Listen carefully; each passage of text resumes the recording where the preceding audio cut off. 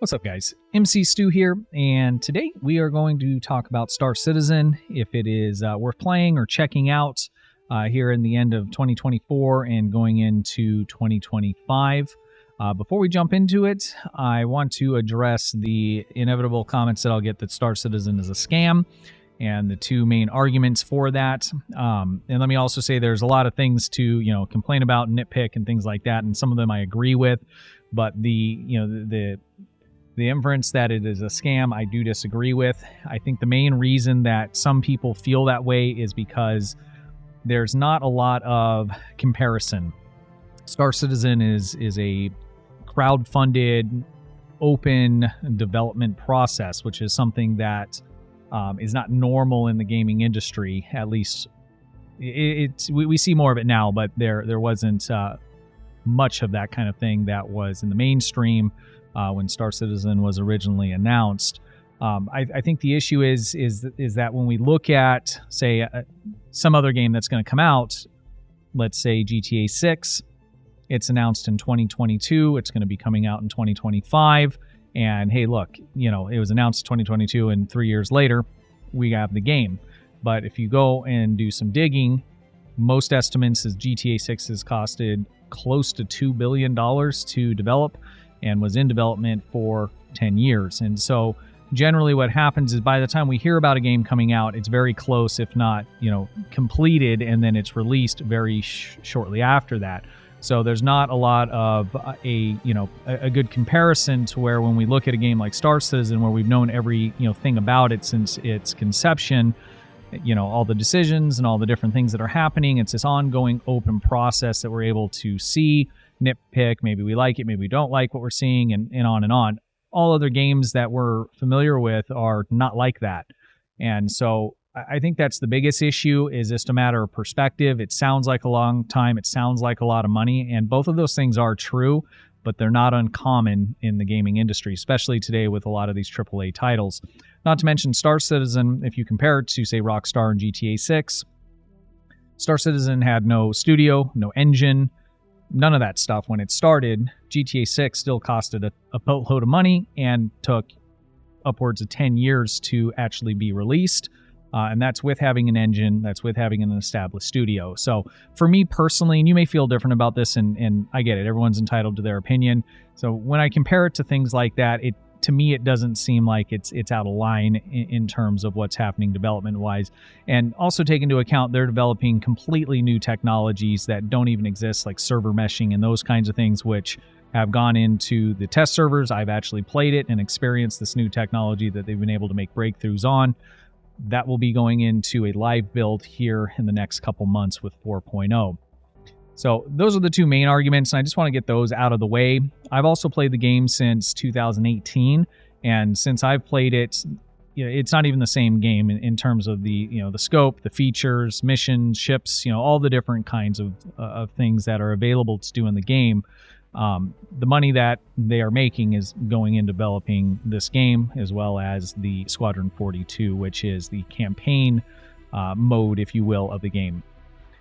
So let's talk about why I think Star Citizen is worth at least checking out.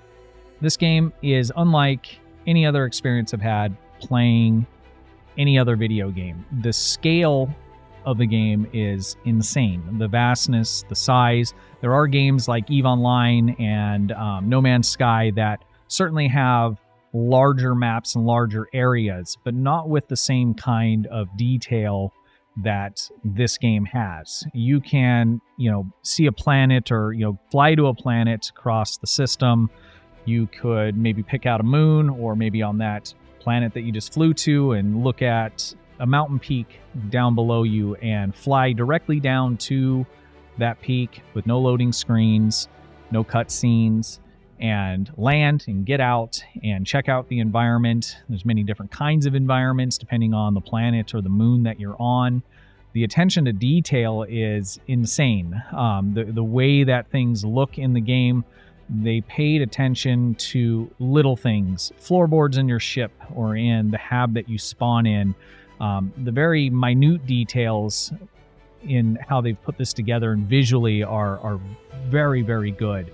And it's one of the things that had really set this game apart when I first started getting into it. On top of just the vastness and the scale of the whole system that you're in, there's currently one system.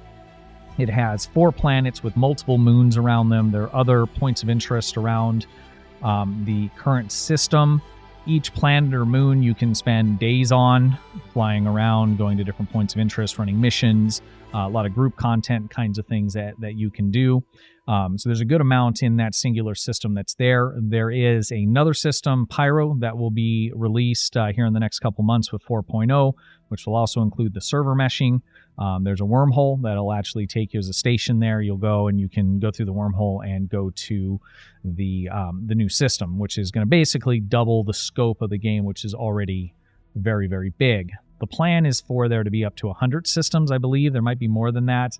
I think that's a lot. Whether they'll get there or not, I don't know. And just to be clear, I'm not one of those people that are buying or selling, trying to sell the dream. I like the game the way that it is. And if they, released it as is, I would still play it. So it's important, when you really start getting into and checking out Star Citizen, the dream they're selling is amazing. And if they accomplish that, I'm going to be the first one to cheer, but it's important to not, buy the dream. Check out the game, see if it's something that you like, and, and go from there. There are a number of activities you can do. There's PvE combat, there's PvP, cargo running, there's medical gameplay, you can escort, there's criminal side, PvP, PvE, pirate kind of stuff. There is mining. You can really kind of make up a lot of what you want to do, which is, after playing it a long time, I do a lot of that because the game is not complete and there's not a ton of gameplay loops. So sometimes you have to get a little bit creative. So there's some days where I'll say, I'm just not going to use a ship, and I'm going to pay players to take me from point A to point B and do trading or drop me off to do mining and, save up enough to, get my own small ship. You could have a cargo hauler, and you don't ever PvP or fight or any of that kind of thing. You are, buying and selling.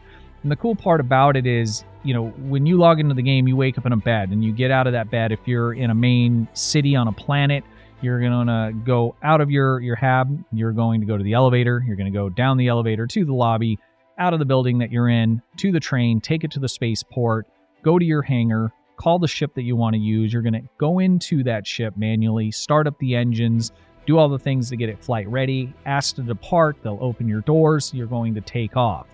So there is no skipping things in terms of, I'm going to leave this place now and suddenly you appear in a ship or you're teleported above the planet in your ship. You're literally taking all of those actions. If you're going to do cargo hauling, you're going to load those items into your ship and then get into your ship. You're going to make sure everything's secure, turn it on, and take off. You're going to change the different navigation modes, control your power settings. It's very, very detailed, the actual gameplay itself, which again is one of the main things that sets this apart. So when we talk about how you can go anywhere and kind of do anything, and the vastness and the size, kind of like, real life where, I see that, I want to go there. It's similar in terms of the way that the game operates. So, you have to drink water, you have to fuel your ship, and you have to do all these things manually. None of them are automated per se. If you want to refuel your ship, you do, ask for it, buy it. You don't actually have to get out and plug in a hose and refill it. So there are some things, that are done automated, wise. But the immersion that all of that brings together is just amazing. The scale of this game, the detail of the game, the way it looks, and the attention that they've paid to every little part of it just makes this game beautiful and unlike anything else in terms of the gameplay. There's nothing else like it. I think the closest thing is going to be No Man's Sky, but No Man's Sky is a little more cartoony and that kind of thing. It's a good game, but it's just not the same thing. If you're looking for a space sim, there is nothing else that comes close to this. So I would highly recommend checking it out. And there is a free fly that will be starting tomorrow. So if you're unsure, if you're someone that's like, well, hey, I want to check it out. If you're a Star Trek fan, Star Wars, Mandalorian, those kinds of things, this is going to be right up your alley. The game will be free to play in it's the IAEA event that they have. That's going to start tomorrow, the 22nd, and that's going to end on December 5th. So you'll have about a little over 2 weeks to try it out. Now, When you do this, because this event is going on, every day during the event, they are going to be showcasing different ships from different manufacturers. You'll be able to rent any of these ships in game for free and be able to fly them, check them out. So you'll be able to get a really good gist of what's happening in the game, the different ships and the different things you can do with them, and really get to experience everything that's in it. If you do decide to buy a game package, my recommendation is to just buy a starter package. That's $45. You don't need to go and buy massive ships and spend hundreds and hundreds of dollars. When you look at the store, there are ships, especially during the sale, that are going to be outrageous. I mean, we're talking, $800-900. That is not something that you want to go in and buy with real money, unless you have it. I mean, do what you want, but I'm not advocating doing that. 99% of the ships that are flyable you can buy with in-game money, so you can earn the money in-game and buy the ships. They do have a really nice program where, let's say I buy, a beginner ship for, $50-60, and later on I decide I want a slightly, bigger ship that I find that I like that's $100. I can trade in the value of that ship that I currently own dollar for dollar for store credit. So let's say that ship that I bought was $50. I could trade that in, get $50 in store credit, spend another $50 of real money, and get my $100 ship. And you can continually do that.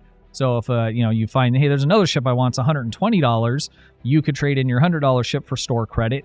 And I've played long enough where I've only made small purchases kind of over time. So there might be a ship that comes out that's $200, and I have already two ships that are $100 each. I'll trade them both in for store credit, buy the $200 ship, and I haven't spent any real life money. So once you get a little bit of money in the game, $100 or $2, you really start to get access to a lot of stuff by being able to just trade it in and buy whatever you want to. So the ability to do that is pretty nice. They also offer straight upgrades, so you can have a particular ship, say it's $100, and this other one you want is $150. You can buy an upgrade certificate basically for the difference and use that on the other ship that you want. So having the ability to do that is pretty nice. So I encourage you to check it out if it looks cool or interesting. Whatever you've heard about it, check it out for yourself and you decide. Lastly, there are some negatives. This game is a pre-alpha game. There are bugs, there are crashes, there are things that just don't work sometimes. There are patches that'll come out and everything is perfect. I played the other night for like 8 hours and I didn't have any problems whatsoever. Now, as someone that's played for a while, I know kind of things to avoid. If a door opens and it's all black, it doesn't show anything on the other side, you walk through that, you might fall through a floor. Right, so there are things that I'm able to do to mitigate that some, but there are patches that will come out sometimes where they're not so stable and there'll be problems. Those problems have gotten a lot less over the 5 years that I've played. Server crashes, and they've added things in like recovery. In the past, you could buy, use all the money you've earned in game to fill up your cargo ship, and the server crashes and you lose everything, right? That was a really, really sad day that time that happened to me. Those kinds of things, though, don't happen any longer. You still will get the server crashes, but there are recoveries. It'll also save those things. So if that were to happen in that same scenario, when I log back in, all my stuff's going to be in my ship, and I'll be able to recall my ship with all of my stuff. So that kind of losses from the performance issues have been mitigated quite a bit. But again, this is a pre-alpha game, and if you're someone that's that frustrates you and you can't deal with that, that's gonna ruin your day. Wait, just wait until the game is done and comes out. And save yourself the headache, because that can happen. There are times where a couple days it's just like, I can't log in and do this because things are just kind of messed up. They're really good about coming in, hot fixing and correcting stuff. But again, it's a pre-alpha game, so they're throwing in new features, new tech, things like that because they need it tested. And so they'll find stuff broken. We have a bad time. We give them that feedback. They fix it and they're moving along. So that's kind of the whole point of this thing being pre-alpha and open like this to people to play while it's in development. So I think that covers it, guys. Again, free fly's coming up. Doesn't cost you anything at all just to download. You will have to go in and create an account. And you can do this without spending any money. So if you go to Robert Space Industries and you click on the little guy up here in the top right, you just click on create one and you can enter your info here. I do have a referral code I'll put down in the description. It's also been up on the screen most of this video. This will get you some extra credits when you start the game and anytime there's a wipe. And I guess let's address wipes. There will be one with 4.0 because it's a major update that they're doing, adding another system. Wipes used to happen like every quarter or every single upgrade or update. I've been finding over the past couple years they're happening maybe 1 to every 2 years, so it's becoming less and less. But again, this is pre-alpha, so there is going to be wipes at some point. But anytime that happens, you'll have extra credits when you use the referral code that's down in the description. So once you fill all this out and set it up, you'll have an account, and then during this free fly weekend, you'll be able to download the game and play the game. Once the free fly is over, when you try and log in using the launcher, it's just going to tell you you don't have a game package because the free fly is over. And if you decided you like it, you can go ahead and buy one. I do have a video I'll link down in the description for my top picks for starter ships. It was made last year. There are 2 others that have been added. They wouldn't have made it on my list, so that is still relevant. So if you want some advice on that from my perspective, I will put that down in the description for you guys to check out. Let me know what you think. Love it, hate it, think it's a scam. I started off discussing that, and I'm not saying, hey, don't, come to me saying that, because I'm not a defender here. There's plenty of stuff to complain about, and if you feel like it is, then that's how you feel, and that's up to you. I'm not here to try and convince you otherwise, but let me know what you guys think. You're going to check it out. If you need help, Discord servers down in the description as well. There is a Star Citizen section, and if you need help with anything in the game, we're getting it set up, just figuring things out, want some people to play with, hit up the Discord server there, and just type in that section, and we'll reach out to you, and we'll have some fun together. All right, guys, I appreciate you watching. Till next time, have a good one.